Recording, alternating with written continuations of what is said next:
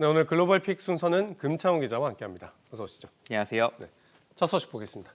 영국 결석생 2주 만에 60% 증가. 자, 이건 너무 많이 늘어난 것 같은데 학교 운영은 제대로 되는 겁니까? 네, 사실 좀 많이 힘들어 보이죠. 이 코로나19 감염 때문에 영국 공립학교에서 결석하는 학생이 2주 만에 8만 명이 늘었습니다.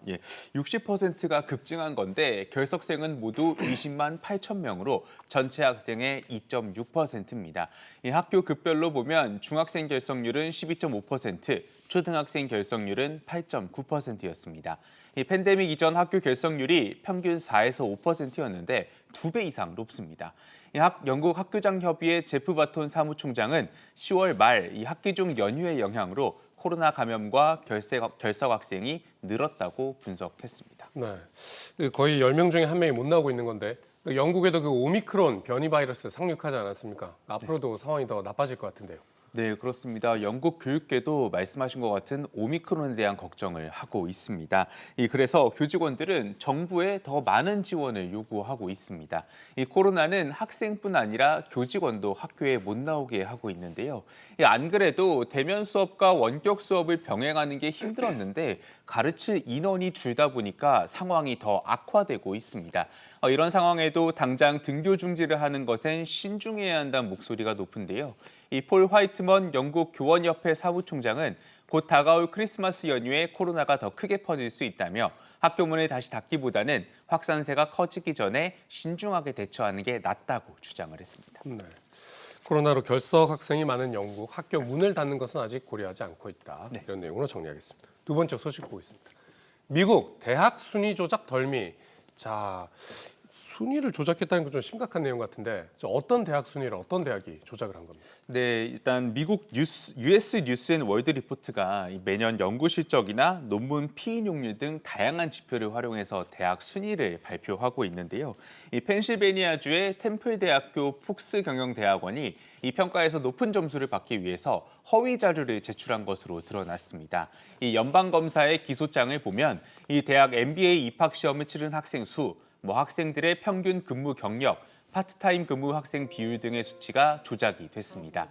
이에 따라 지난 2015년부터 3년 동안 이곳의 온라인 MBA는 전국 1위에 선정이 됐고 또 다른 MBA 과정은 지난 2017년 전보다 순위가 46계단 올라서 7위에 기록됐습니다. 네, 이거 조작을 해서 순위를 좀 많이 올린 것 같은데 처벌을 피할 수 없을 텐데도 이런 짓을 저질렀습니다. 네, 아무래도 이 US 뉴스 평가의 영향력이 크다 보니까 이 대학 입장에서는 순위 발표를 무시할 수가 없었던 것 같습니다. 실제로 미국 고등교육 관계자들은 학생들이 어느 학교에 지원할지 결정하는데 이 순위가 중요한 지표로 자리 잡았다고 평가합니다. 하지만 이 순위에 대한 비판도 많은데요.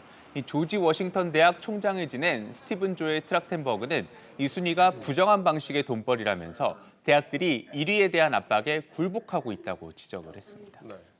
이게 좀 대학들 줄 세우는 거라고 비판도 많았는데 앞으로는 좀 믿을 수 있는가 이런 의심도 우리가 해봐야겠습니다. 네. 마지막 소식 보겠습니다. 교실이 게임 속으로. 자, 이건 어떤 내용일까요? 요새 유행하는 메타버스 그런 겁니까? 네, 그렇습니다. 그런 것과 좀 유사한 것으로 마인크래프트가 많이 떠오르는데 이 마인크래프트와 비슷한 게임 로블록스에 대한 얘기입니다. 이 가상현실 세계에서 각종 체험을 하면서 사람들과 교류하는 플랫폼으로 특히 초등학생들에게 인기가 많은데요. 매일 이 게임을 하는 4,700만 명 가운데 절반이 만 13세 미만입니다. 이 로블록스가 새로운 온라인 학습 환경을 만들기 위해 우리 돈으로 약 120억 원을 투자하기로 했습니다. 학교 교실을 메타버스 플랫폼에서 구현하겠다는 건데 오는 2030년까지 전 세계적으로 학생 이용자 1억 명을 달성하겠다는 목표도 내세웠습니다. 이 같은 방침의 교육자들은 메타버스 교육 실현에 필요한 투자가 앞으로 더 활성화될 수 있다며 기대를 했습니다. 하지만 우려도 나오고 있는데요. 그동안 성범죄자를 포함한 성인 이용자들이 미성년 아이들과 접촉하는 통로로 이 플랫폼이 많이 활용이 됐었어서 비판이 많았습니다. 이 같은 지적에 대해 로블록스 관계자는 지속적인 모니터링과 디지털 시민권 교육 등을 통해 이 대책을 마련하겠다고 밝혔습니다. 네, 우리 학생들이 이제 원격 교육에 이어서 게임 속에서 공부를 하게 될 날이 머지 않았는지도 모르겠군요. 금기정을 잘 들었습니다.